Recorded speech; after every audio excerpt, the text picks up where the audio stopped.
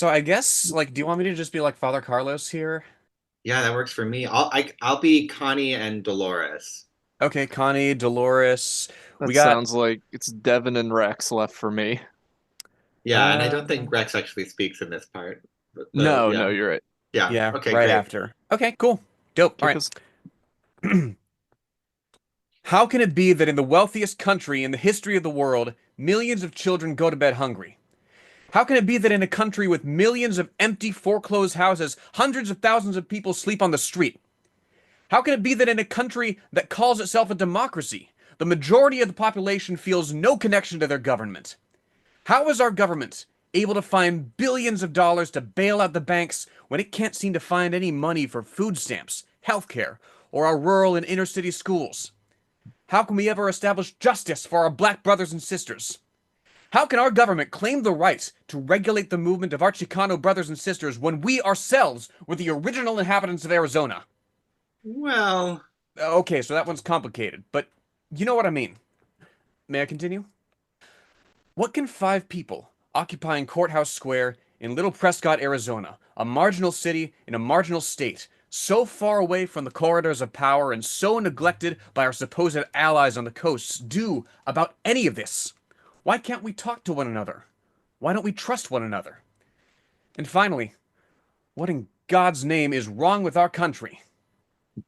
so those are our questions? Those are some questions I have. I think they're a starting point. Wait, who are you? I'm Carlos. I set up the Facebook event. Socialist Shelf. Be good, goods, and organize yourself. Socialist Shelf. Be good, goods, and organize yourself.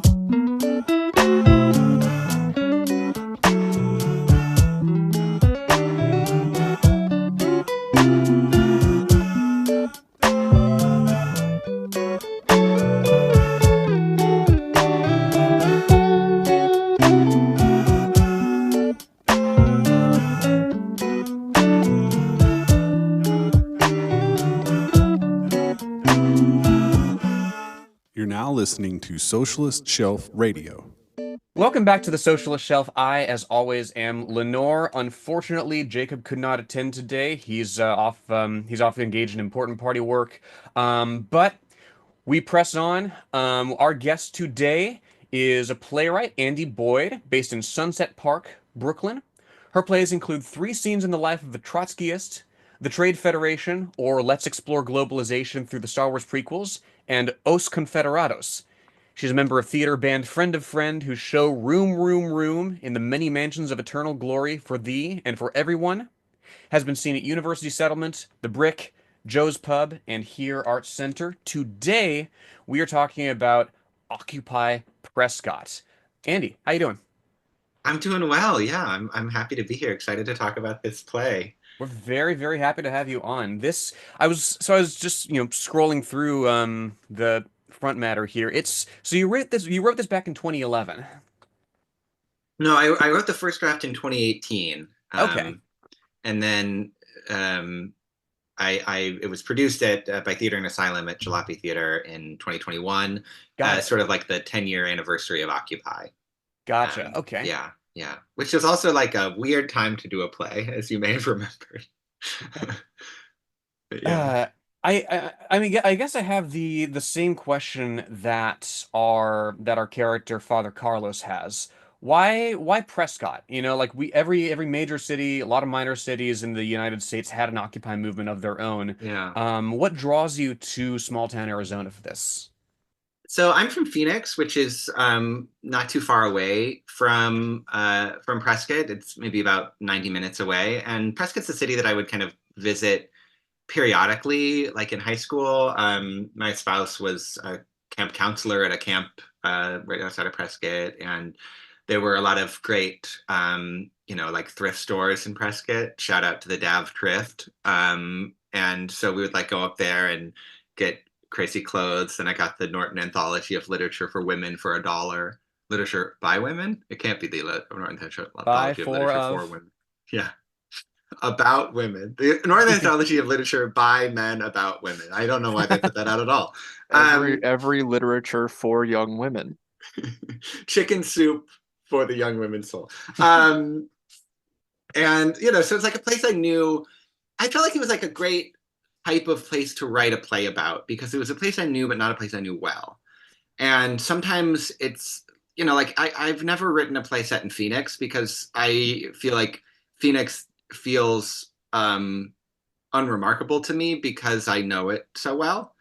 So it's like hard to like really think like what are the things that are distinctive and unique about Phoenix. Phoenix is also a big city. Phoenix is like the sixth biggest city in America, so the Occupy in Phoenix was like pretty big.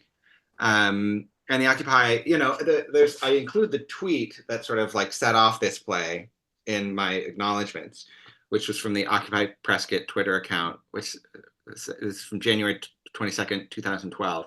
Mm-hmm. And they write, 7 there yesterday, very cold and windy, hope to see you Thursday at 5 p.m. And there's something about that like, I just thought that was great. The idea that like these just 7 people, and when I play it's 5, are just there in the cold in January. It's Northern Arizona. It gets pretty cold in January. And this is actually after Occupy Wall Street completely collapsed. I mean, it was not going on by January, but Occupy Prescott still was.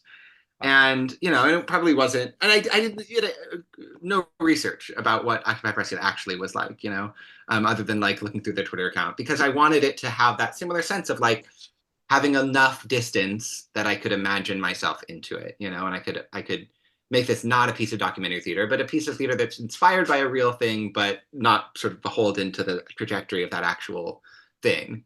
And I did a lot of research about like what other Occupy sites had been like. Mike Davis has a great essay about an Occupy march in the San Gabriel Valley, which was like really amazing. And I think that was probably where I got the idea of like having a sort of radical Catholic priest be one of the main characters, because it talks about, that tradition being very much alive in that Occupy site. And I just like you said, Lenore, like Occupy happened in hundreds of places all around the world.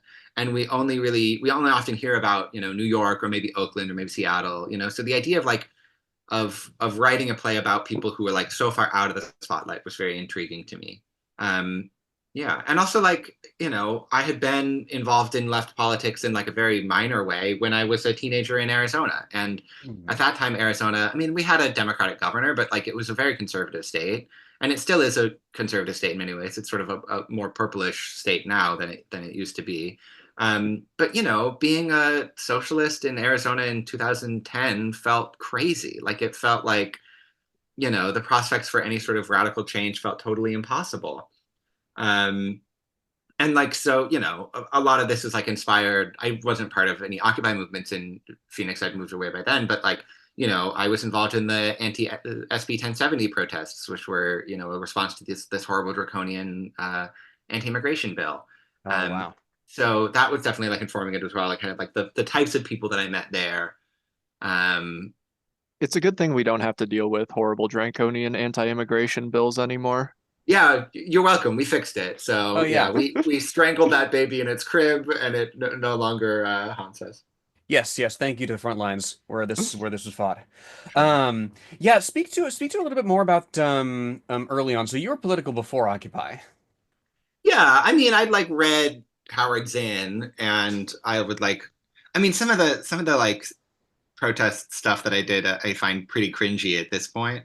Like I feel like I was like pretty, I don't know. It was like it's 2010, guys. It's a weird time, a lot of sort of jokey signs at the protest, which now feel really tone deaf to me. But yeah, like I remember I would like, skip class and go march on the Capitol. Like that was something that I did, a few times. And there were like bigger marches on the weekend, so I would like go down to those. And this was really, this was tied back to theater as well, because like a big moment for me was seeing El Teatro Campesino in 2009 when they toured to Arizona State University, and I saw them there. And they did a show, which I've never been able to find like a script of, but it's called Tent of the Underdogs. And Tent of the Underdogs was a show about migrant workers in the 60s. And it was like profoundly radicalizing to me, and also like made, it's like it's this 60s agitprop play, and so it ends with like the like performers like going into the audience and like, chanting United Farm Worker slogans, and you feel like you're sort of like implicated in that movement in a way that I found really thrilling. And so the protest movements the next year became kind of a way to like channel that energy into like some real political work, again in like a very low key 17-year-old kind of way, but like that was important to me, and like also became an important model for like you can use theater to do that. Like you can use theater to make the idea of becoming a politically active person seem plausible and exciting and fun, and meaningful. And that's what I've been trying to do in kind of all of my plays since then. And that's certainly what Occupy Prescott's trying to do. And I'm certainly like, as you've read the play, like I'm certainly a little more jaded about what being in a political movement actually feels like than maybe I would have been at the age of 17. But like, I think ultimately this is a play about people who like try to change the world, and they don't change the world, but they change themselves a little bit, and they change their immediate surroundings a little bit. And like, at least one character in the play like gets some pretty meaningful material relief from the like things that are holding her down. And that matters, I mean, you ask for the world and then you get the crumbs, but hey, before you didn't even have the crumbs. So Right. Jaded is a great word, especially in reference to Occupy. Because I think for a lot of people, that was their first big protest movement. Like that was yeah, the first time a lot of people were out in the streets, and it didn't just feel local or so big it was out of reach, where so many people were coming into a lot of the dynamics that you see in this play of yeah, meeting just people from radically different backgrounds, all aligned with the same goal. And then obviously having now a decade and a half of reflection yeah. after maybe all the excitement has worn off, seeing it a little bit more for what it was. Yeah. I mean, I guess one of the things that happened with this play is like I originally, this is such a stupid idea, but I had this idea that I was going to make a play about Occupy with a group of actors, and every decision about the play was going to be done by consensus. Um, which is, That has the potential to be insanely funny. I would go to that. yeah, the idea was sort of like, what a ridiculous way to run a political movement. Wouldn't that be a stupid way to make a play? And like the more I like researched Occupy and the more I thought about its legacy, the more it's like, fuck that. Like Occupy rules, and like haters can get fucked because, Mm. it was a profoundly radicalizing moment for millions of people. And it created the cycle of struggle that, certainly like culminated in Bernie's two runs, but I'm not convinced it's totally over. And like, it put class back on the agenda. And like, so many of our left spaces now have like reverted to this like, very kind of like joyless puritanical idea that like you can only organize with people who are exactly like you, and who have all the same, who use all the same language and have all the same taboos and etc. And like the radicalism of that slogan, "We are the 99%," is so profoundly utopian and beautiful to me, And that's a David Graeber slogan. He coined that, and I feel like his sort of like faith in the capacity of ordinary people to reorganize the world is something that I'm really missing in a lot of left spaces, these Mm. days, where it feels like, I don't know, there's like the vibes are off on the left. I'll just say that. The vibes have been better in the past, and the vibes are slightly musty at the moment. But I think Occupy had a more expansive sense of like who the we was, and you got to have the biggest we you can. Yeah, yeah, which is it's it's striking to me that that kind of mustiness might set in because we're the geopolitical character of the world for most of our lifetimes has been one of reaction, right? And the sort of Yeah, victory lap of imperialism. End of Um, history type shit. Yeah. exactly, type shit. And yeah, and now worldwide we're sort of seeing another wave of anti-colonial struggle. We're seeing a yeah, renewed wave of union activity here in this country, of course. It's there is another wave coming, and like I don't think, certainly there are there's discouraging aspects of the global struggle in its various facets, but there's also plenty to be encouraged by. yeah. I mean, I think neoliberalism's dead, Mm, and so I think the ferocity of the current struggles, both locally and globally, are about what comes next, you know? And I think there's like this sort of inchoate left populism that, you know, Bernie is still the best example of. And then the other option is neo-fascism, you know? Like, I think that one of the things that's happened in the past couple of years is that, like, Israel has behaved in ways that should make it a pariah state on the global stage, and they have not done that because actually, like the premise that the foundation of your state is to protect your ethnic group above all threats, both internal and external, is like a very common rationale for statecraft these days. You know, like so it totally makes sense that someone like, you know, Bibi is like embraced by, you know, Viktor Orban, you know, who's like a raging anti-Semite. Like actually their premises about like what makes a state are like very similar. So, you know, that is terrifying, but it's like I think there's some play in the system at this point where like I think it could be taken in a different direction. And let's just hope that neoliberalism is succeeded by something better and not something unimaginably worse, which also feels very possible. It's, I mean, anything could happen, right? I mean, that's where the, you know, not to skip to the end of the play, but like it ends with like, you know, An empty space um full of possibilities empty is the space last full of stage direction. possibilities. Yes, yes, exactly. And let's, I mean, you capture the liminality of such a moment, right? You know, Yeah, yeah, everybody's come out, everybody's, you know, the awareness of this mass of people, this 99% and yourself within it is a major first step, right? And the question is, okay, yeah, what do you do with that now? And that's what I think this captures really well because, you know, you have not only a transition the from the breakdown of that last taboo, right? From oh, suddenly people are talking about money and where it all lies and how that creates power, right? You have that, and you also have just the heady feeling of coming out and organizing and struggling and being in the streets about it for the first time. And the question is, okay, so how do you translate that profundity into the more quotidian, like daily struggle, right? yeah. Yeah. And I, you know, something that I think the characters in my play deal with that I think a lot of Occupy movements dealt with is like that question of like scale, you know, like how do you scale up, but also how do you scale down? You know, how do you go from these like big picture questions to like, well, what's some stuff that the five of us could actually do to like make a difference? Hmm. And I think that can feel very paralyzing and, you know, certainly, or I mean, that's an ableist term, can feel very demobilizing.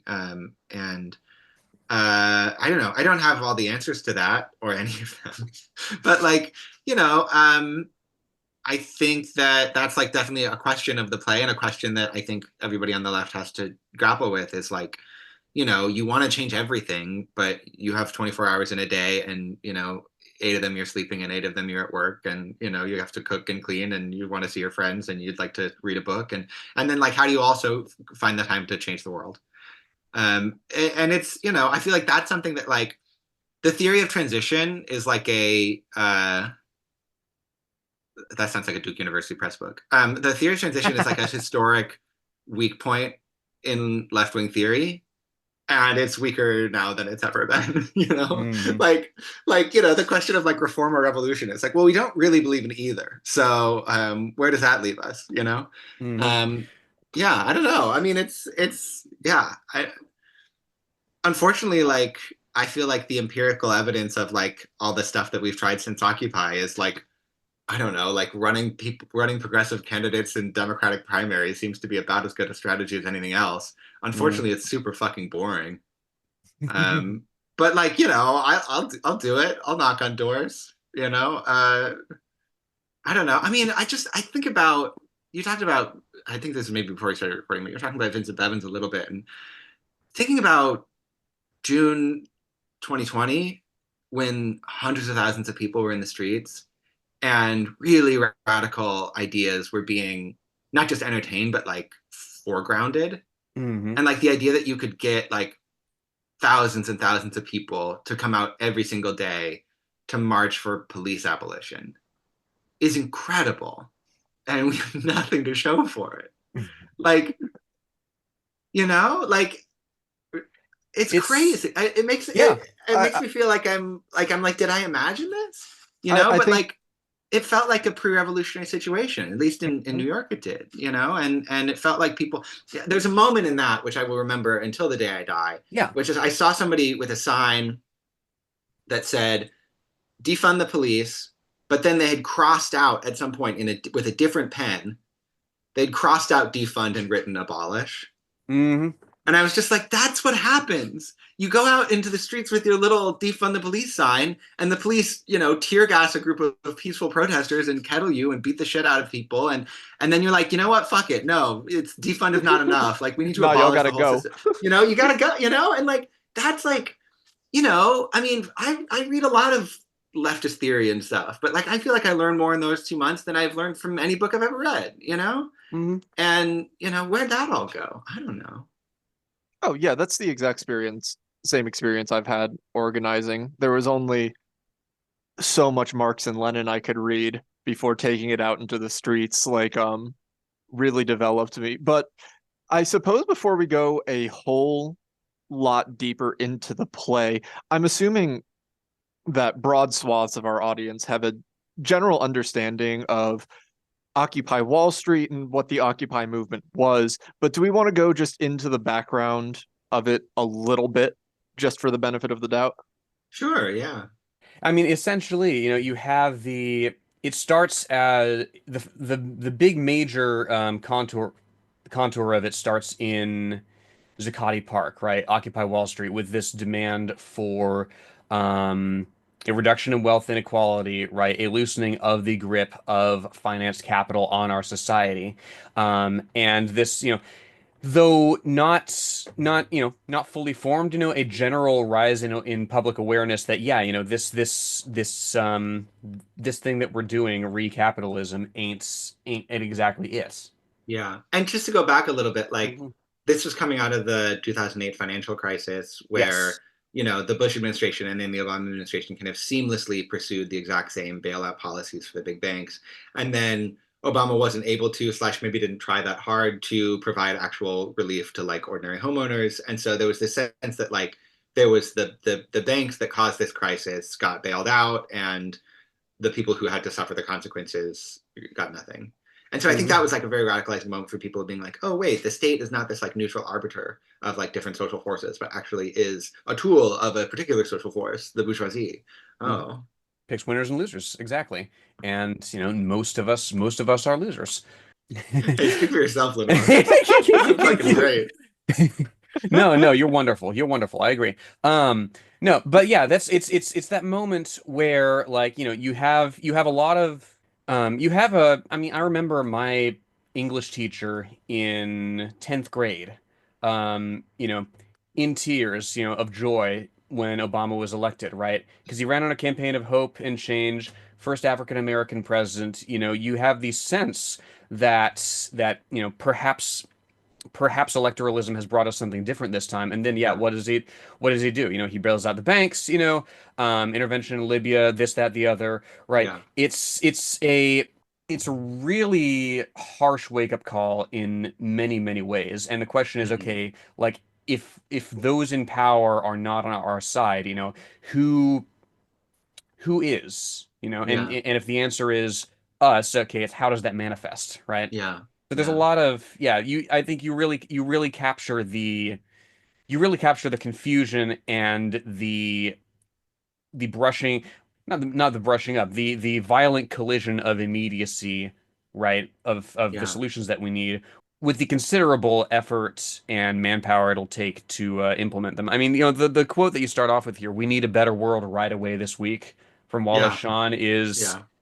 it's I mean, it sums it up right there. That's from Night Thoughts, right? Yeah. I believe so. Yeah. Yeah. Yeah, yeah. That's a fantastic This audiobook. week. This week. We can't wait. Hmm. And something that he's got to play. I love Wallace Shawn. Wallace Shawn's the best. It's He's got wonderful. a play called The Fever, where he talks about this character just coming to this realization that like, oh, like money is what gets stuff done. Like money is what decides the priorities of the day. What stuff has to get done today versus what stuff we're just going to kind of push to tomorrow. And then, but money makes that decision every day. And so, like, actually, like the power over, you know, what actually happens in the world is like what work gets done, what work gets neglected is just the priorities of the people with the money. Hmm. And like I feel like that's the sense. Like when people talk about like the dictatorship of capital, it's not so much that the government is in the pocket of big business, and that elections are sort of rigged and you need billions of dollars to run for president and stuff like that. Like that's all true, but like the bigger point is that like the capitalists themselves are a government. Like there's a form of governmentality that is the workplace that they're in charge of, that we spend most Hmm. of our time in. And that like just like the priorities of what's kind of like social labor is sort of brought to do is just what they want. That sucks. That's crazy. Hmm. And I And feel like so, that's something that like Wallachan really like talks about a lot in that play and in Night Thoughts, is like this is a nuts way to organize a civilization. We can do better than this. oh yeah, and so much of the labor that keeps it running is uncompensated. Yeah, Dolores having to raise her kids on her own. yeah, She's in one of the hardest professions that one can be in while doing yeah, that. Like, yeah. so it, but what interested me then is the sort of range of perspectives that we see Yes. coming to this moment, because they're all brought here in their own they're all brought here in their own ways, despite their the diversity of their outlook. You have a rancher who's on the more libertarian sphere. You have an Hmm. anarchist. You have Dolores, who is in many ways is our audience surrogate, because she has the most to lose. She's the sort of least political engagement of them. Yeah. Um, And and she's like, she has like sort of escaped from an abusive marriage, but still is dealing with the fallout from that in terms of like has a lot of student debt and housing debt, and is raising her kids on her own, and like is the only one of the five who, I mean, maybe Rex a little bit. I mean, and maybe that's sort of what like brings them together a little bit, is they actually have like material things that they're trying to deal with. Like exactly. Rex is like dealing with like also is dealing with medical debt from his not ex-wife, from his deceased wife, and then and she is like trying to come up with like real. So in the first scene, people are like asking what brought you to the movement, and she just says, "Oh, debt." Hmm. And so I think in her uh you know admirable, slightly naive way, she's like, "Oh, there's a meeting about economic inequality. I'm up to my ears in debt. Maybe they'll have some solutions for me." Hmm. Which is like a very rare way to enter a political space. And if it were less rare, I think we'd get more done. you know, like if we really felt like, well, we have like really pressing immediate problems that like we need to solve. How do we do that? This Hmm. week. And so like, yeah, that's what brings her to the movement. And then, Ryan, you were saying like, there's only so much theory I could read before I had to like get into the streets. That's sort of Devin's thing. Like Devin has no political experience, but is like read, 3 or 4 books about anarchism, and has listened to a lot of anarcho-punk, and it is like there to like put the theory into practice. And then Father Carlos is the only one with any sort of like institutional kind of leadership experience, because he's a priest. He's a priest at a local Catholic church, and so he sort of very naturally, as these male religious leaders sometimes do when they show up in left-wing spaces, kind of sort of appoints himself as the leader, and doesn't really realize he's doing that, and thinks he's being very like listening to everybody, but like even being the person who's listening to everybody, it's like, well, then you're still centering yourself, Right. um, by being like, now you should talk, what do you have to say.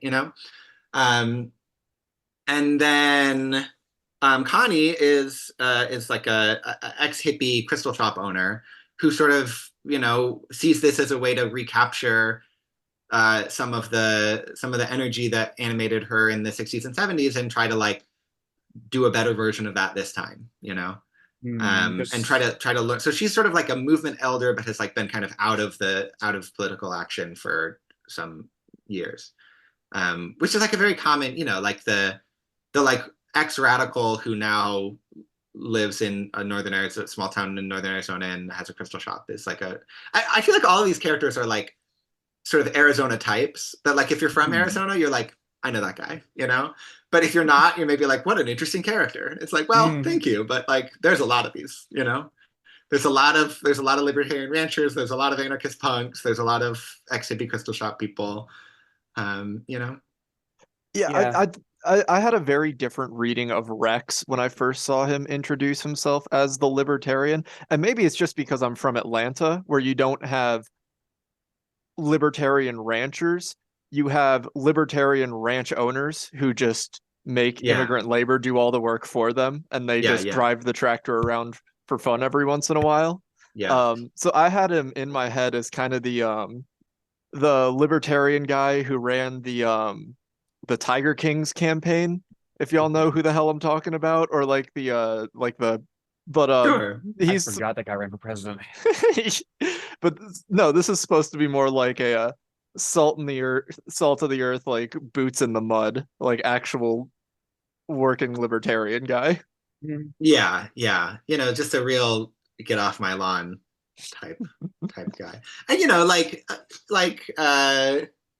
of all the people in the play, like he's the one who like certainly votes for Trump, and like I feel like there used to be, I don't know, maybe this is naive, but like I felt like when I was living in Arizona that like libertarianism was like a real ideology, that like there were people who like had real opposition to state overreach and real opposition to draconian immigration laws and real opposition to the drug war, and also like didn't really believe in taxes or public schools, and that sort of like political culture I feel like has become enfolded into Trumpism in such a seamless way that it makes me wonder, like, did that ever exist? Was that always bullshit? But like certainly like in 2011, it felt like a real thing. It felt like being a libertarian was not the same, was not like a libertarian was not a type of Republican um, at that time. And he says, I'm a conservative who's been abandoned by the Republican Party when someone accuses him of being a libertarian. That sounds very modern. That sounds very modern.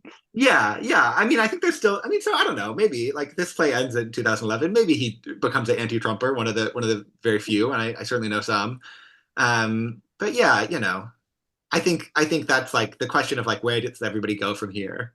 I don't know. Yeah. Yeah. Oh yeah. No. It's. I mean, you have that sense of, yeah. Like they're. He's petty bourgeois. Like Connie is petty bourgeois. But like, I mean, they could go either way, right? Yeah. That general class of people. But no, you're absolutely right. To see the class character of, for example, the people who stormed the Capitol a few years back, right? You look at that Yeah. and you're like, how could anybody from that sphere be folded into some kind of progressive movement, let alone a revolutionary project, right? Yeah. But I've met self-described libertarians with similar, yeah, with as you bring up, similar criticisms that socialists have of the bourgeois state, but don't necessarily have the same theoretical framework. So the Yeah. question is, okay, so what can you get them to organize on, and can you keep it on your terms if you're in that progressive milieu? That's like something that like I feel like we find very morally compromising these days. That it's Hmm. like I don't know. There's some conservatives you can work with on some things and not others. And like Right. if you can get a libertarian to like sign a bill, saying that like trans kids should be able to have puberty blockers, like that's great. Like you can totally that's totally something I believe that you can like defend in classic libertarian principles. But if you can get like some like George W. Bush Christian conservative to like agree that you should expand Medicaid, like that's also great. And like the fact that those people wouldn't agree about either of those issues is like doesn't fucking matter. Mhm. Like like I don't know, I'm not here to make friends. Like that's not the point of like doing politics. It's like to like meet people who agree with you about everything. I mean, I love that, that's fun. I love all my lefty socialist Brooklyn friends, but like Mhm. I think we need to get better at being like, yeah, not everyone's going to agree with us about everything, and you gotta like you can form temporary tactical alliances with people that like you don't have much in common with, if that's going to be what's going to get you over the line and like get you to like the threshold you need to pass a bill or block a bill or or do any type of political goal. Like you're trying to like if like I was part of organizing a tenant union a couple of years ago, and it was like very successful. But like there are certainly people of a wide range of political affiliations in that group, and some of them I don't agree with about much, but like I did agree that we all need to stop paying our rent, you know? So Mhm. like, yeah, we gotta, you know, it's not gonna like soil your immortal soul if you enter a coalition with the conservative. Right. You know, I mean, it's something that I think Connie struggles with because like Yes. it's because there's a lot that she's relitigating here rather than like living in the moment. I mean, you know, she's absolutely correct, you know, in her analysis. Let me see if I can find it here. And When she, she's the like she's the purest representation of like contemporary liberalism in the play. That like she's the one Mhm. who's like, you know, she's like Red Audre Lorde and like talks about intersectionality and like, you know, all of these struggles are connected and like that's true, but like increasingly I'm sort of like, what do you actually do with that? You Yeah, know, like I feel like there's a way there's a dumb version of intersectionality, which is like certainly not what you know Crenshaw or like the Combahee River Collective or any of those people like meant by these ideas, where it's just like because everything is connected, you can't enter into any sort of relationship with anybody who doesn't agree with you about everything.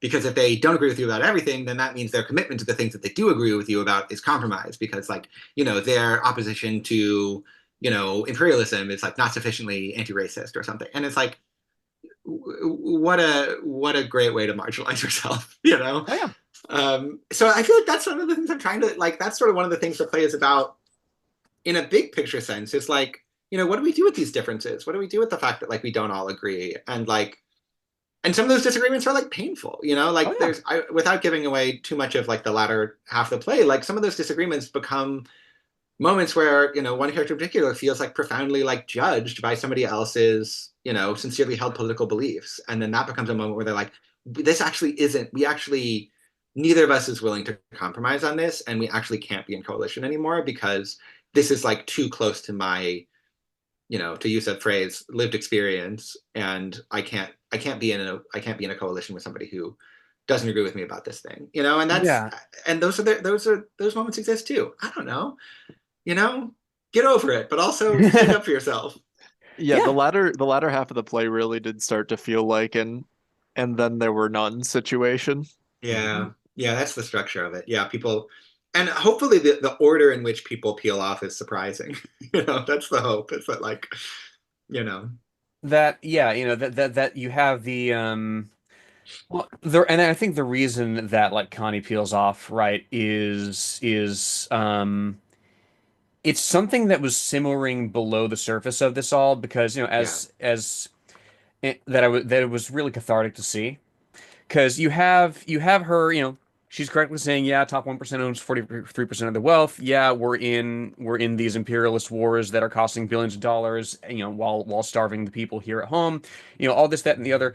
But she's also really not engaging with the um you know, she says that yeah, you know, it's not class only, all these struggles are interrelated, but like she's also very pointedly avoiding class.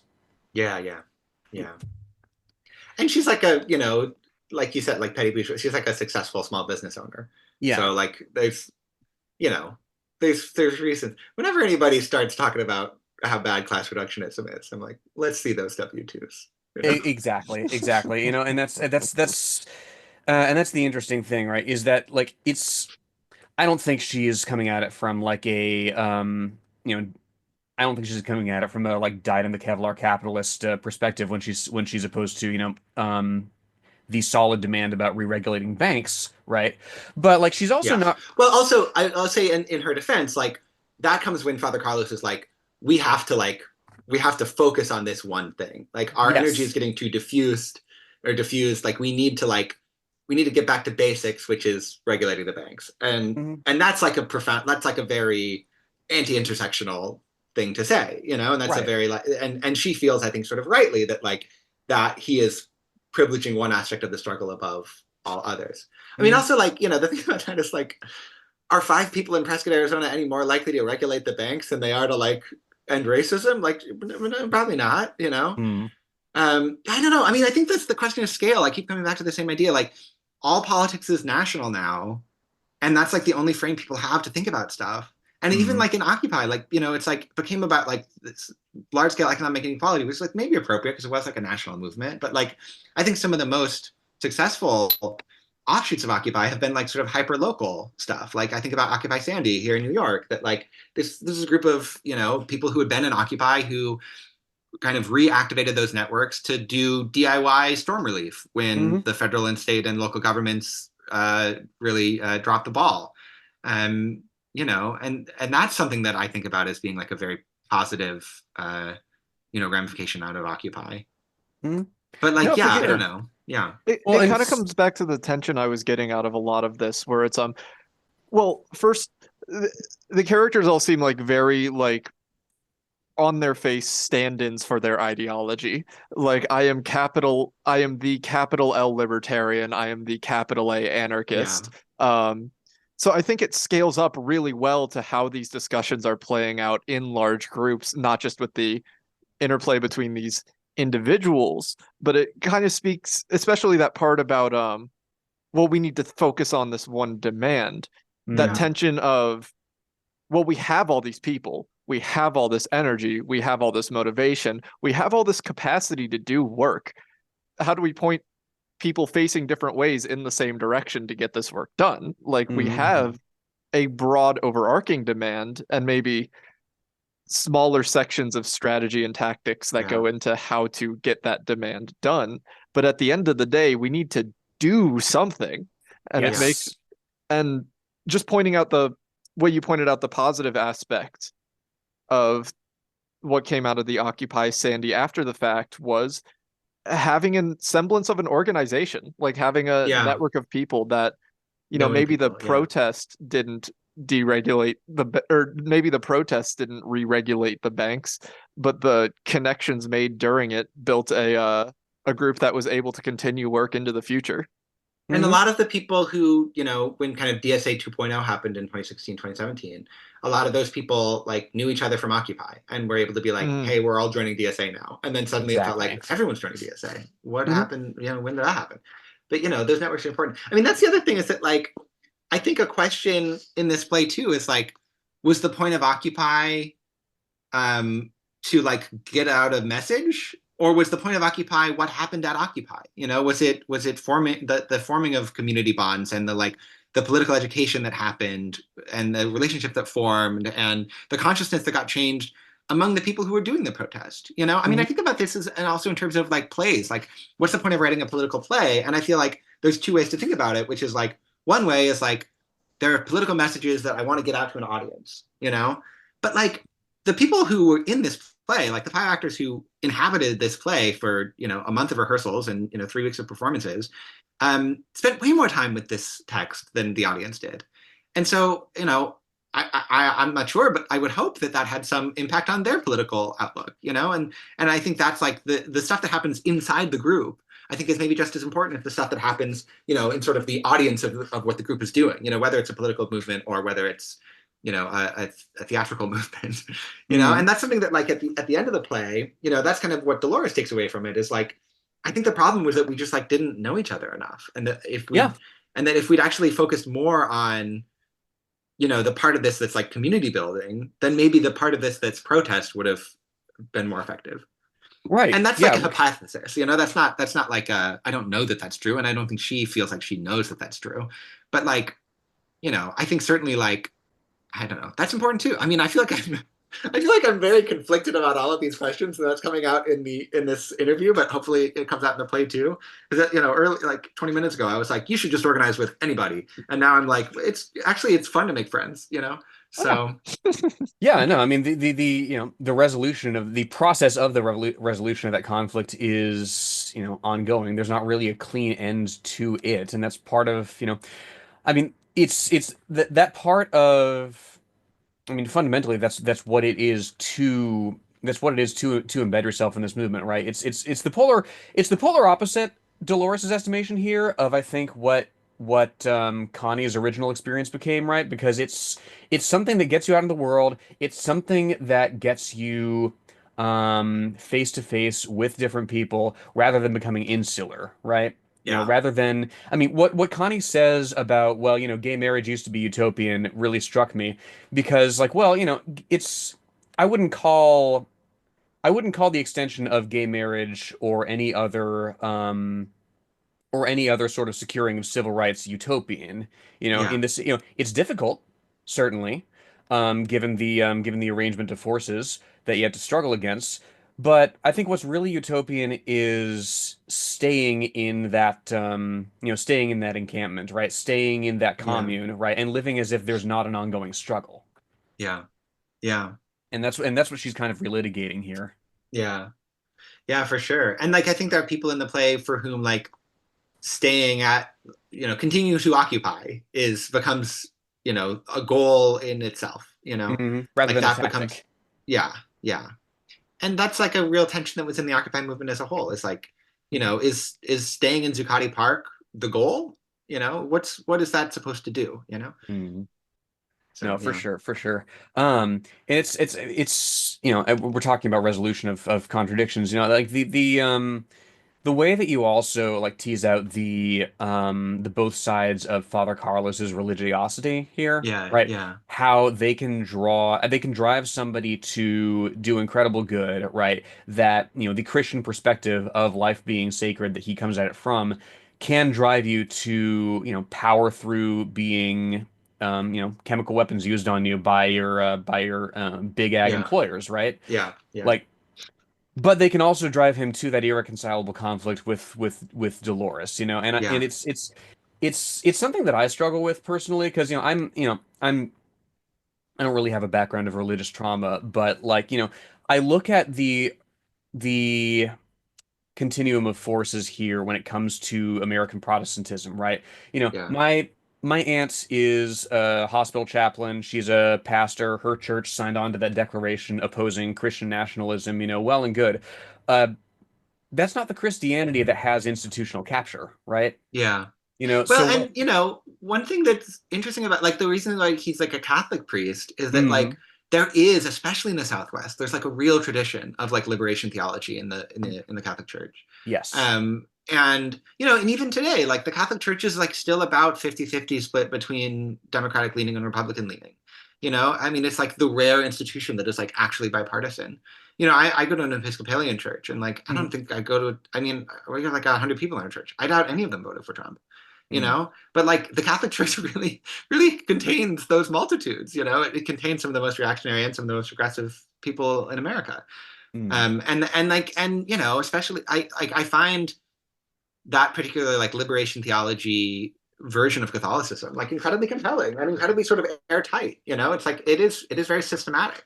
Mm-hmm. It's hard to argue somebody out of one of those premises because the whole thing is like linked together in a really rigorous way.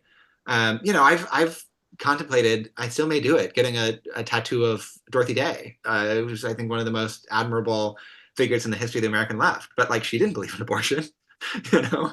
And like, she didn't talk about it that much. But if somebody insisted, she'd be like, "Yeah, no, of course I don't believe in abortion. It's murder," Mm-hmm. you know.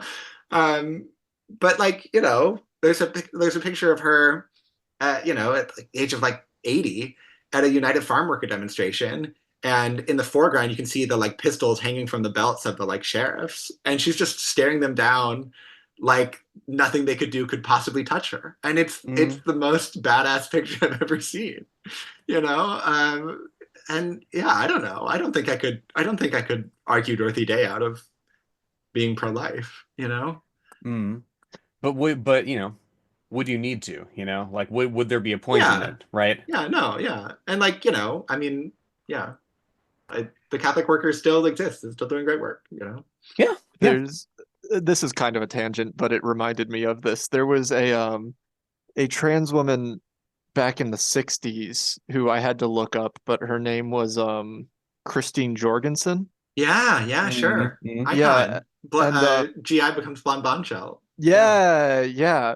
And despite being, you know, an advocate for allowing transition in the 1960s, she goes on this like talk show and says, "Well, yeah, if you let us transition, then we won't be filthy homosexuals. We'll be in straight relationships." Yeah, yeah. So You know? yeah, people contain multitudes. Yeah. The dolls are allowed to have bad politics, is what I believe. Um, yeah, I mean, I don't know. This is again, I'm just gonna take a tangent off of your tangent. The thing that I think is so amazing about Christine Jorgensen and like other, I mean, class plays into this in a huge way. Certainly like being a like street sex worker who was trans in the '60s seems like it was pretty awful. But like the headline of like GI becomes blonde bombshell is just sort of like the tone is like neato, like look at Yeah, that. Who knew? but I think And like Jan Morris is a trans author from the same period. I mean, who only died a couple of years ago, but like started writing I think in the '50s, and had this beautiful transition memoir called Conundrum, which everyone should read, and it'll make you trans. But like she transitioned and like wrote for Rolling Stone, and like didn't like Rolling Stone had no problem with like they were like yeah, she's she. Joan Didion wrote admirably about Jan Morris and like doesn't even mention the fact that she's trans, And Joan Didion was a conservative, she was not a person of the left by any means, certainly at this time, So like I don't know, I think there was this, I don't know, maybe there's just like fewer of us back then or something, but like there was like a sort of weird acceptance of trans people that like I mean that like I guess what I'm saying is like I think transphobia really had to be like packaged and sold, and it was not just like there waiting to be harvested by the right. I think they have seeded that and watered that noxious plant pretty assiduously over the last few years, but it's not inevitable at all. And like there's a long history of trans people as like leaders of left-wing movements. I mean, this is something that Leslie Feinberg talks about in Transgender Warriors, that like, for many thousands of years, whenever the peasants would rise up, the person who would be leading them was, someone who would be described as like a man dressed in a long dress, or like, a man in woman's clothing, and, or vice versa. I mean, Joan of Arc was like certainly a trans man. Was actually like was burned at the stake for refusing to stop wearing men's clothing, Mhm. So like I don't know. Yeah. I guess to tie it back into the play a little bit, when it comes to you know, Father Carlos's anti-abortion stance, I guess you could say it kind of represents, at least in the moment of Occupy, everything is connected, but it's somewhat of a non-antagonistic contradiction. It's one of those Yeah. like different strokes from different folks, but it's not the thing that needs to maybe be at the forefront at this moment while we're actually trying to accomplish something in the street. It's absolutely something that needs to be litigated. Um, Yeah. and even litigating it early is good, because simply being radical in a group of radical people doesn't remove its chauvinisms. But Yeah. I think And this also in is the moment, that's something we could see even an external force like latching onto, like the conservatives kind of trying yeah. to galvanize an anti-trans movement, saying like, hey, that guy has bad abortion views. You can't organize with him against capital. Yeah. Yeah. I mean, you got to watch out for these tactics. It's Well, very, it's very like they want us divided. Don't fall Mhm. for it. But yeah, yeah, I mean, exactly. I think part of this is like the task that they're trying to complete through this whole play is to like put together some sort of like statement of values. Mhm. I don't think that's that important. Like I No, don't, exactly. and I think a lot of people think, well, we have to put out a statement. If we don't put out a statement, how will people know who we are? And I don't know. They will know we are Christians by our love. They will Mhm. know we are leftists when we stop paying our rent and go on strike and march. Whatever. Like, Oh yeah. let's try putting the practice before the theory for once and see how that goes. Oh yeah, no, and that's something that, Oscar says this very Oscar, Jesus, Carlos. That's something that Carlos says that's very correct, and Connie says too, You were it's you were thinking of Oscar Romero. It's I all right. was thinking of Oscar Romero this whole time, Yeah. clawing its way up my throat. Like Carlos and Connie both agree variously that, yeah, belief all well and good, but it's nothing if you don't put it into practice. Yeah. Yeah. For sure. And like the I mean, authenticity, like being authentic Christian, being the most effective way of proselytizing, I think, is really strikes at the heart of what draws people into a movement and keeps them in. Because I Yeah. mean, the I remember talking to my uncle, who's about as different from me politically as we could get, socialist. He's more from the like, oil industry side of the family. He went for Trump the first time, but was disillusioned after. But I got him to agree that yeah, what Israel's doing in Gaza is an atrocity. Like, Yeah. um, you know, there's things I was able to bring him around on, things I wasn't. But we had a surprisingly a lot in common, and like what he said toward the end of that conversation really struck me was I just don't want to be lied to, you know. Yeah. And that's the thing, is Ugh. how do you discern, okay, are, is somebody using a different language, different theoretical framework than you, or is somebody, actively, being mendacious in what they say when they're using such framings? There's that have you read that book on bullshit? No. It's a short book, and it basically like defines bullshit as like speech that may or may not be true, but its Mm, truth value is just not the point. mm, And and I think that's like a useful framing because like so much of the messaging from the Democratic Party is bullshit in that sense. Like maybe they believe it, maybe they don't, maybe they're going to actually follow through on these things, maybe they won't. But the reason they're saying them is because they think that saying those things will get them votes with particular segments of the voting bloc that they think they need in order to win the election. right. And I think like what's so refreshing about both Trump and Bernie, I mean, Trump lies all the time. Trump is like a bullshit artist par excellence, but like he's not saying things because he thinks that's what people want him to say. Well, that's not true. I don't know. But like there's like I don't know. I This is something about Trump that I can't really wrap my head around, but like there is a feeling of authenticity to him despite the fact that he's lying all the time and changing his opinions constantly. But like I don't know, it doesn't feel like, sort of like message tested in the way that everybody else does. And I think that was what was really exciting about Bernie too, is that like he'll go on the Daily and basically call Michael Barbaro a cuck for the ruling class. Uh, and he just believes that. He just, he's like, he's Well, just saying what he actually thinks. that's the How crux of it, how right? refreshing. Is novelty, like they're speaking in a very different way than your Mitch McConnells and your Nancy Pelosi's, Yeah. and um your Yeah, I think. Oh, sorry. Go ahead. no, go ahead. Yeah, I think two things there. One, how we were talking about earlier, how it's so quick for a libertarian to get absorbed into like the MAGA side of things, even Yeah. though ostensibly they should have like wildly different sets of beliefs. That's it kind of comes down to the point in the play where Father Carlos tries to make a demand instead of just a value, and it gets pushed back on, where Mhm. like how we see it's like how we see conservative Christianity rallying itself around Trump. Yeah. They know Trump isn't a Christian. Like Yeah. Trump knows he's not really a Christian, Yeah. but their demands are, we want to oppress the trans and LGBT populations. We want to get rid of abortion. Yeah. And Trump says, "Oh, okay, well then I'll put you guys onto the Supreme Court." I Um, actually think, I mean, I think that there is truth in what you're saying, but I actually think mhm, that that analysis gives the Christian right too much credit. Because the idea that Trump is sort of a useful idiot for their bigoted policies, I don't think is accurate because they're actually like one of the most activated groups for Trump. I think the analysis, what's this book? There's a book about this. oh no, I don't think it's Uh, useful. Jesus and John Wayne. Have you read Jesus and John Wayne? I have It's on my not. to-do list. So it's really great, and the author is like an evangelical, but like a liberal evangelical, and like basically makes the point that like mainstream evangelical Christianity has like essentially replaced God with whiteness and patriarchy.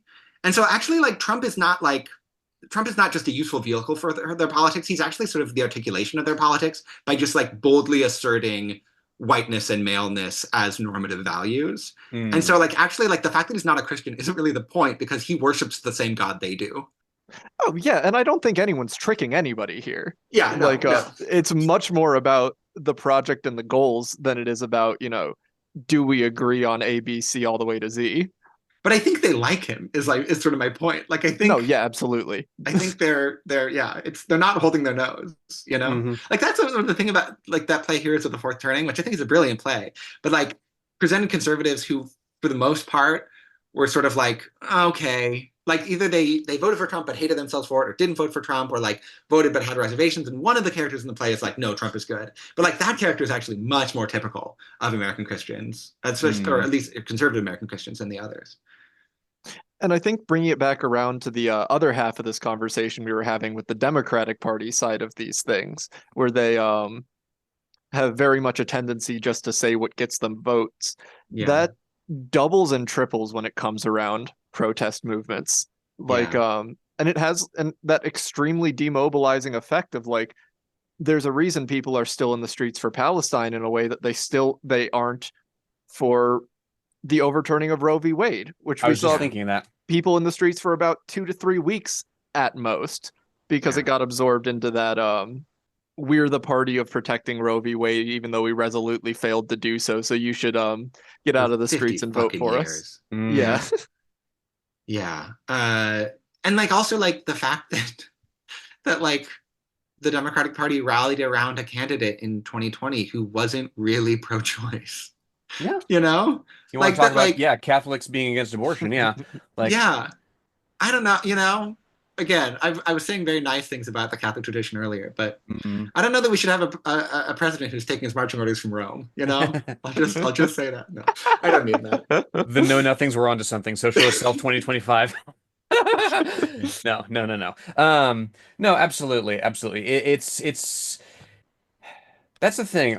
People, novelty grabs, a swath of people who are perhaps disengaged, but that's the thing. Like it's people know when they're being bullshitted generally, right? You know, Yeah. Mhm. and what grabs you in one moment may not the next once it sort of plays itself out, right? And and that's the thing, what do you where do you go from there, right? Do you just, um turn off, drop out? Do you, I mean, that's it's really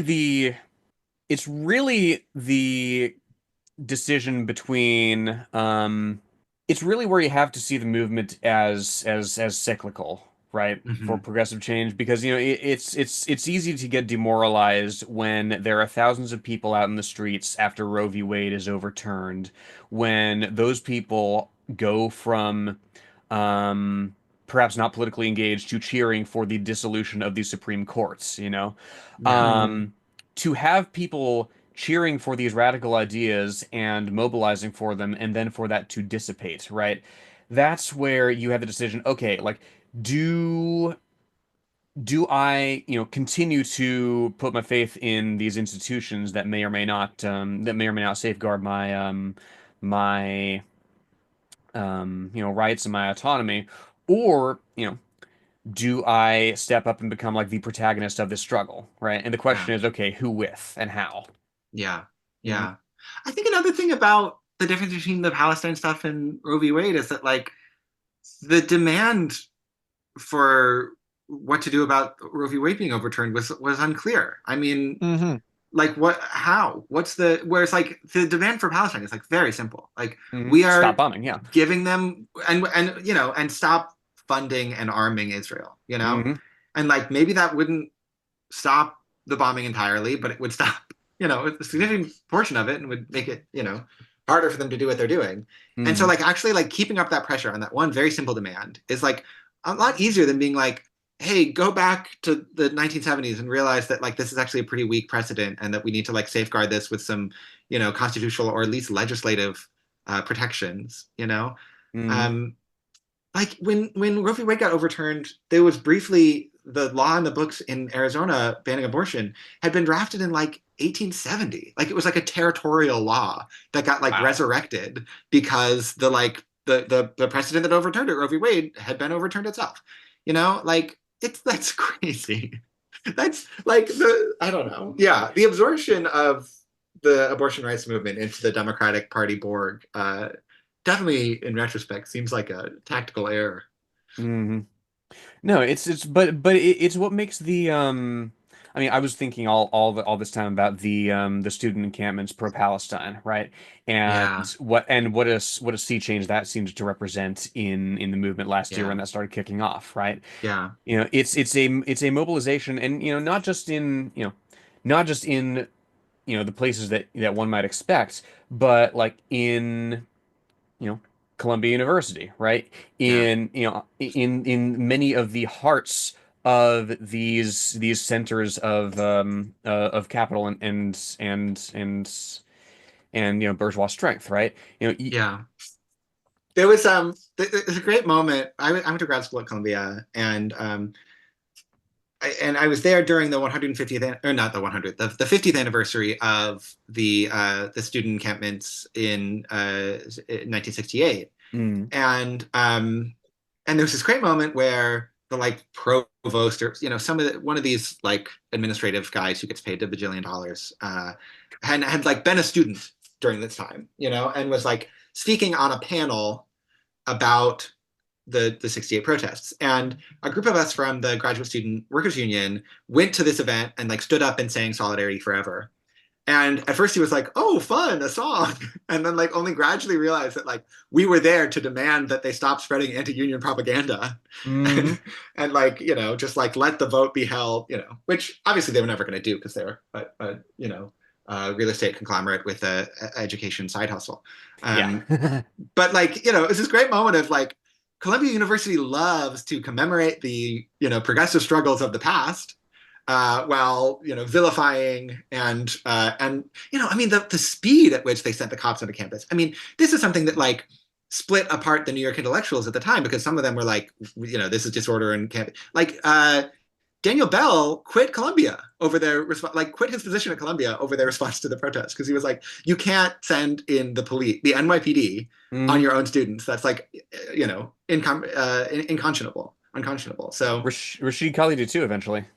yeah, well, I mean, I'm saying, Daniel Bell did Mm, in the 60s, mm, so like the lesson of like, you do not call the cops on the kids that you have been sworn to, educate and protect, right. and they were doing fucking nothing. Like the thing about in 68, they sent in the cops after they had taken over several administrative buildings, Mm. and like, but they didn't even wait for that. Like in this time, they just, Yeah, yeah, compared to, it's for our particular moment, yeah, it seems very, very unprecedented and well, I mean, not unprecedented, but very revolutionary for the period that we're in. But yeah, yeah, it's easy to forget just how much further advanced the struggle was in terms of tactics. Back in the yeah, 60s, I mean, back to our like Jonathan Melrod episode, right, where he was talking about, yeah, the National Guard was fighting running street battles with anti-war activists in like the 60s, the 70s. The country comes much closer to a major upheaval than is necessarily widely spoken of. yeah, So to yeah, have the reaction to that by this, to have the reaction to our wave of encampments in a much more embryonic form is really striking. And it yeah, does lend. I mean, the message discipline really stands out when you look at these Hmm. at these particular encampments. You have students appointing people to to be media liaisons to hit these particular right, points about ceasefire and then the occupation.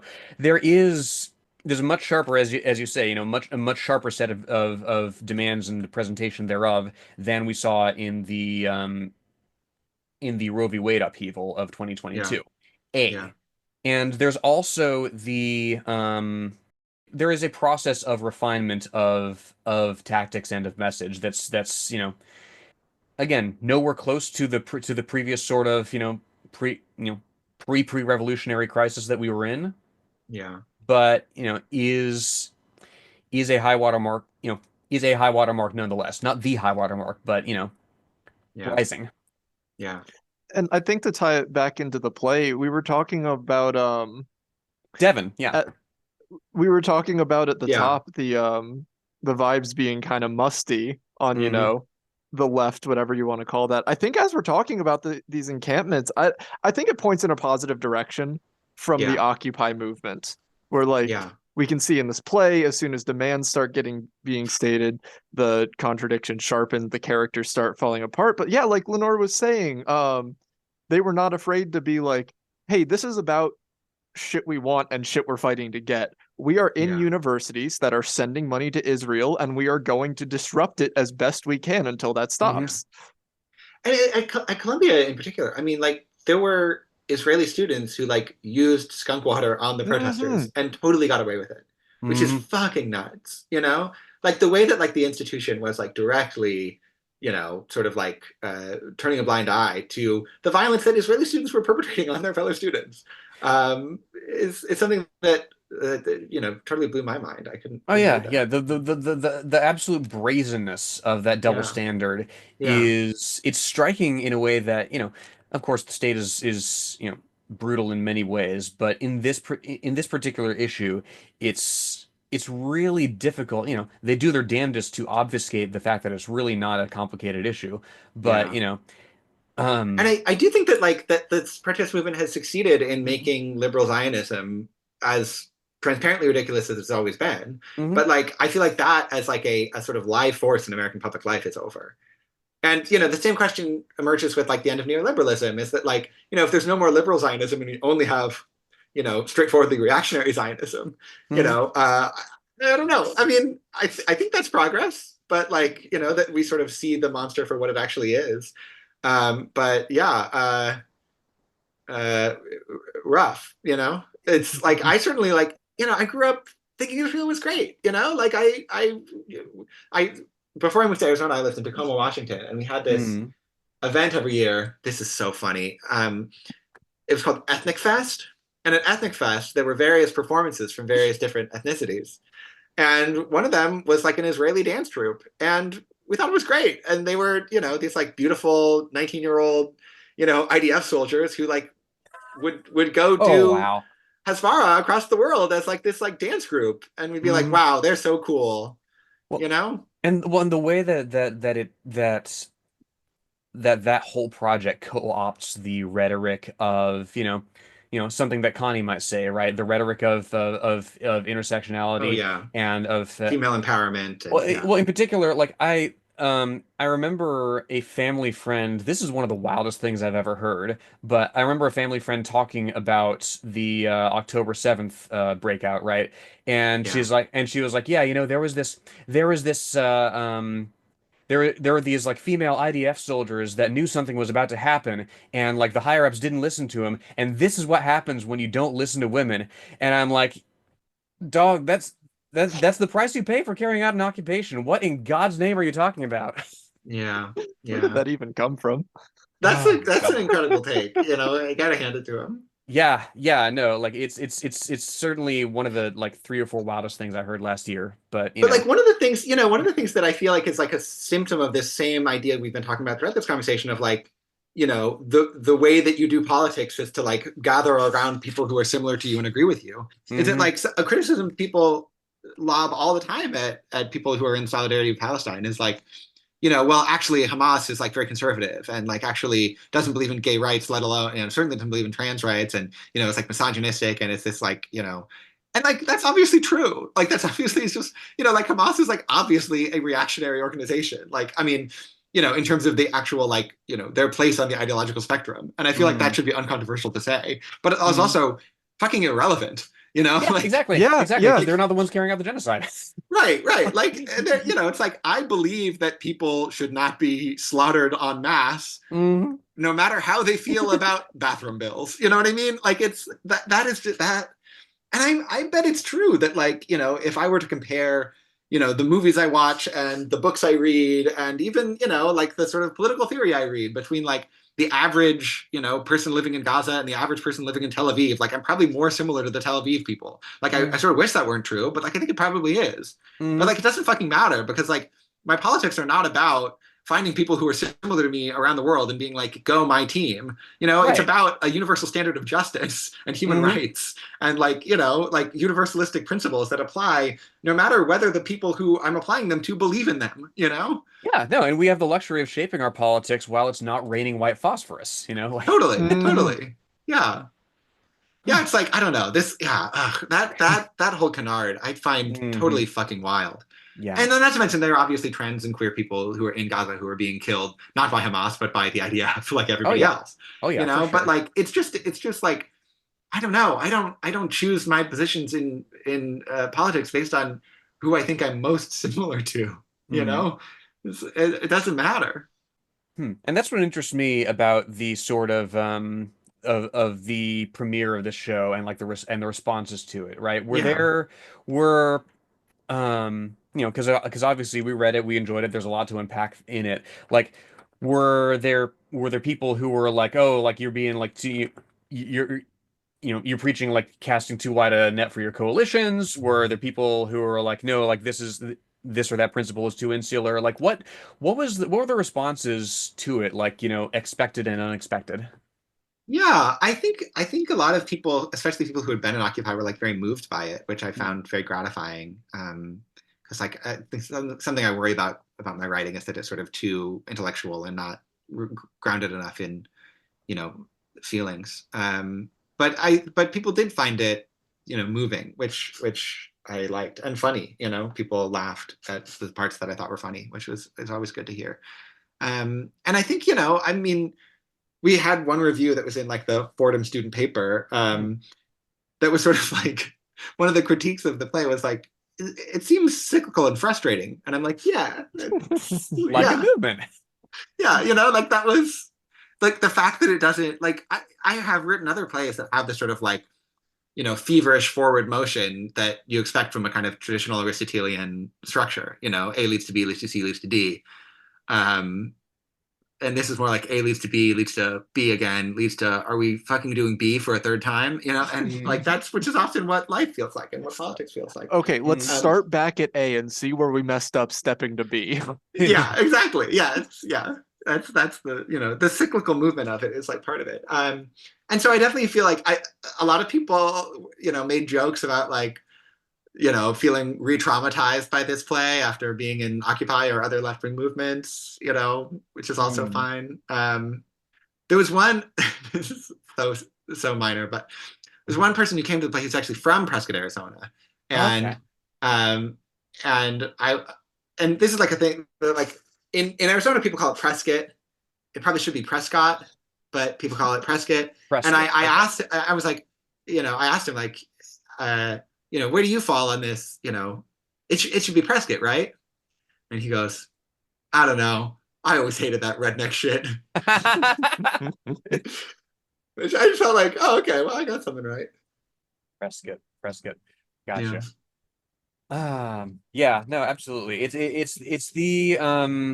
that thing of, yeah, like it's not only do we have to decide, the progression of A to B to C, but at any moment, right? I mean, Vincent Bevins digs into this a little bit in If We Burn.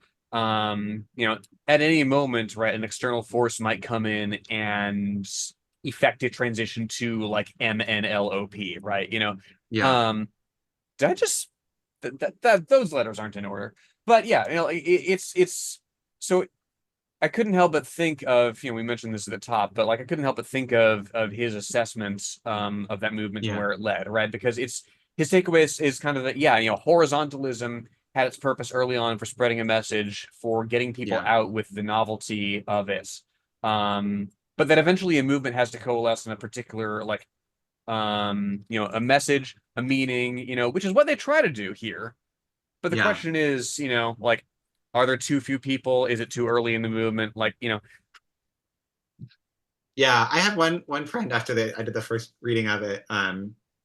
Because eventually, this is sort of a spoiler, but eventually one of the characters, like, through the group is able to connect with like a nonprofit that helps her with some stuff. Sure. And my friend was like, yeah, I think your play is really about how it's better to join organizations after they've drafted their mission statement. I was actually just looking at this part of the play because it really feels like with the again very on their face political representations that these characters are with Yeah. Dolores being the notably like non-ideologically entrenched one. It really feels like even though one is more literally than the other characters courting Dolores. Yeah. Yeah. Yeah, Like, she's sort of the persuadable one. Yeah. And she, I mean, and she does sort of come into her own as like a political thinker through the play. And, I think if you said that she's sort of the audience stand-in, which I think is, if you felt that way, that's great. And, hopefully what the play shows you is that like you can show up to a movement being like, I don't really know, I haven't heard any of these words, I don't know what's going on, and Mhm. by the end of it you can be running the meeting, and you can be like coming up with, like doing theory, like trying to come up with a hypothesis of like why the movement failed to the extent that it failed and why it succeeded to the extent that it succeeded, that like hopefully that movement from being apolitical to like having a sort of developing political consciousness that is like tested against reality, hopefully is compelling and makes people feel like, oh, maybe I could do that, because like you can. Hmm. Had you had people reach out to you and say that like, yeah, this was like the turning points in my life, like this radicalized me, like, I'm imparting like a whole bunch of like significance to it here, but like did somebody reach out to you and be like, yeah, like this really got me thinking about being the protagonist in a struggle, right? Or, not the Yeah, protagonist, but a collective protagonist. yeah, not so much. Yeah, no, I haven't gotten those specific reactions to this Hmm. play. I mean, it was a pretty short run. It was like at a small theater. Not that Yeah. many people saw it. It was like during COVID, so like, Hmm. people were wary about it. But yeah, I didn't have that specific reaction. I wish I had more of that. Um, I mean, I think that's something that a play can do. But I think like there are other things.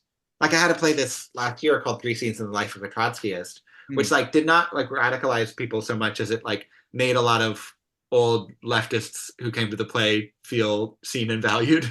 Which is Hmm. like, I mean, that's the thing. Like that's part of why, like theater has such bad politics in general, because like the sort of liberal politics of recognition are like so easy to put in theatrical form. It's like if you think that what people need is like to be seen and recognized and to have their struggles validated, like you write a play about them and like boom, we did it. Hmm. But if you think you actually need to like change structures, then like I don't know that like the I don't know what a play does. I mean, this is something I'm always trying to figure out. Like, what can a play do if you think that like a recognition is only ever a first step? Right, exactly. Because the medium of recognition is, I mean, it's itself malleable. There are directorial decisions, there are staging, Yeah, there are staging and acting decisions. It can mean, you know, not that, you can necessarily control what people take away from it, certainly, but it's it's a if it's a tool, it's a first tool, right? yeah, In yeah. a long, long series of tools. I'm not going to develop that into a metaphor. And I think there's certainly like that's certainly part of what the play's trying to do is to like be a play about contemporary Arizona that is not based on stereotypes of the Old West or like sort of Hmm. secondhand Sam Shepard tropes, or It's it tries it's to say it's something true about a place that you don't see on stage a lot. Like that's part yes. of what it's doing, but that's not the point of it. Is not like Arizona needs representation. Yeah, no, it's got that vibe about it, certainly, of, yeah, if you're from Arizona, like you'll recognize this type of person and this type of person and this type of person. But Yeah, there is also that universality of it, right? There is yeah, also that intimacy to it, not only by the small size of the cast, but you can recognize yourself in a Devon if you're a young leftist anarchist or no, right? You yeah, can recognize yourself in a Connie, or even a Rex, definitely a Dolores, um, you know, perhaps a Carlos, and it's a first step. yeah, yeah. Mhm. I do have a fun question for you. Sure. Um, any actor living or dead, who would you see playing these characters? Oh gosh. Okay.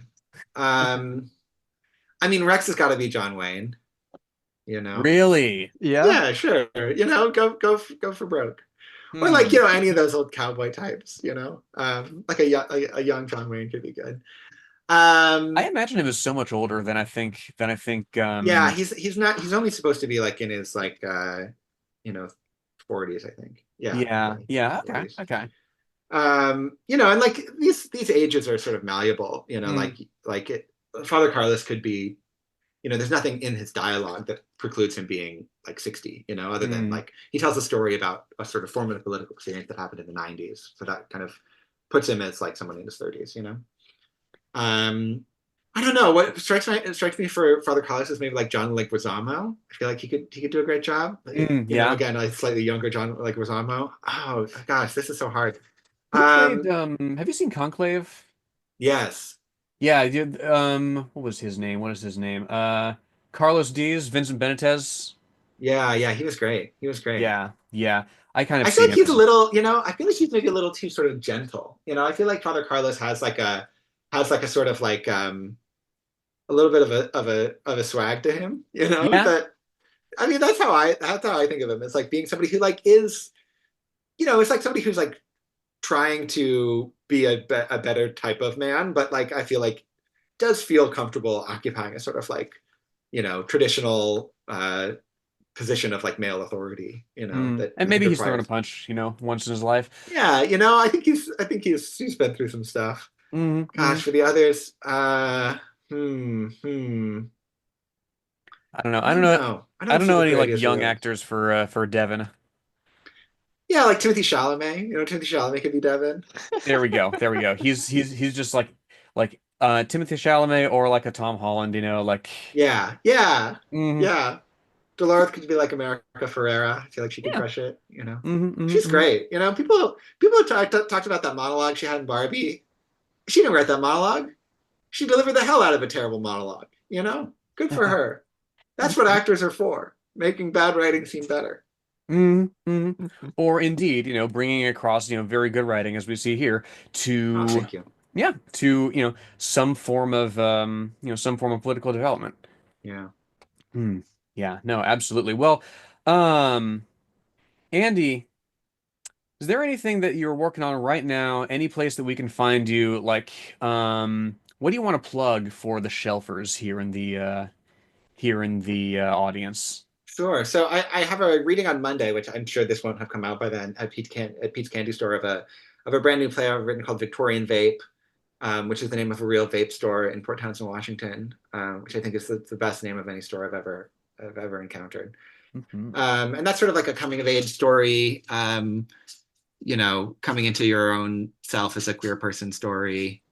Um, and that also feels very, very different than anything else I've ever written in a way that's scary. So, that maybe I'll throw that up on my new play exchange at some point. We'll see how Monday goes. Yeah. Um, and then, I don't have any production scheduled. I had a very productive last couple of years. I had two long runs of my show Room in the Many Mansions of Eternal Glory for the Inn for Everyone, which I do with my theater band Friend to Friend, which is me and Philip Center Schaefer and Sid Island.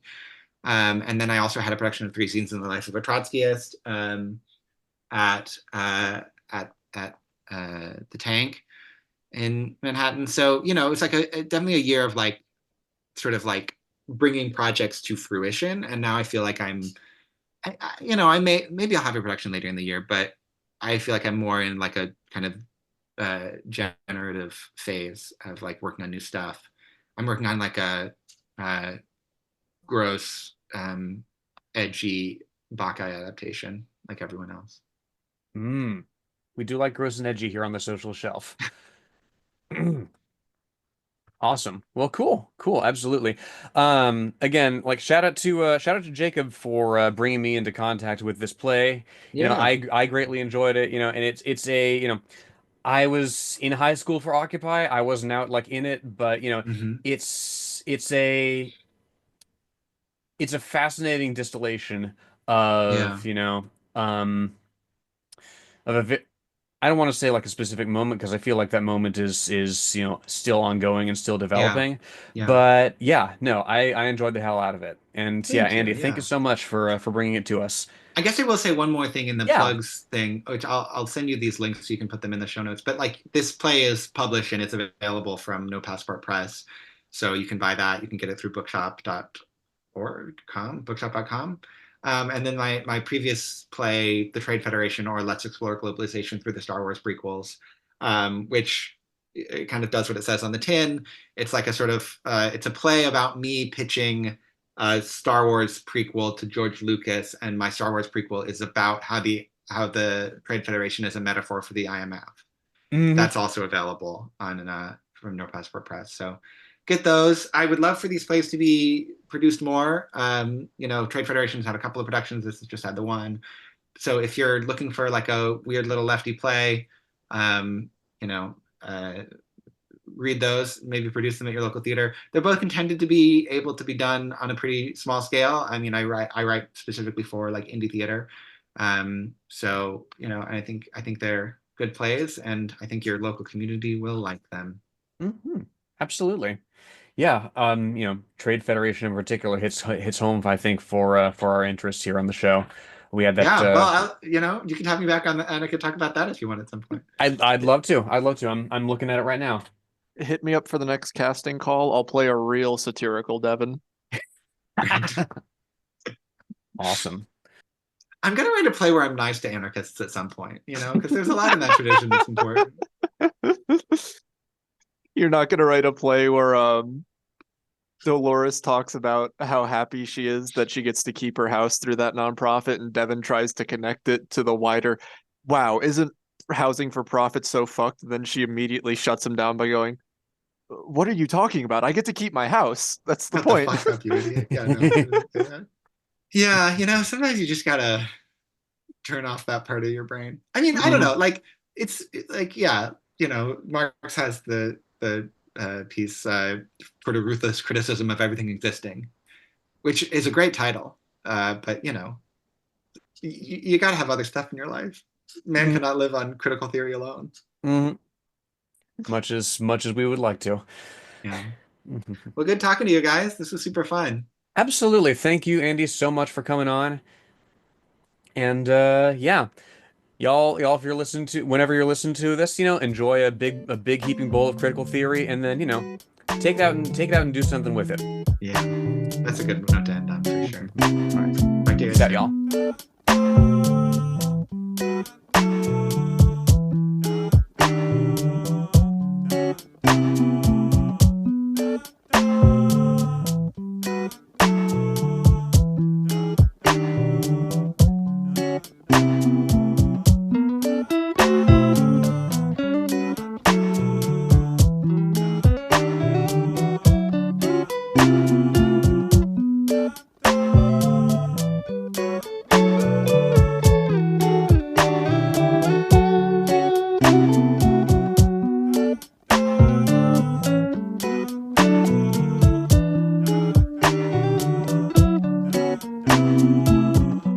Thank you for listening to Socialist Shelf Radio.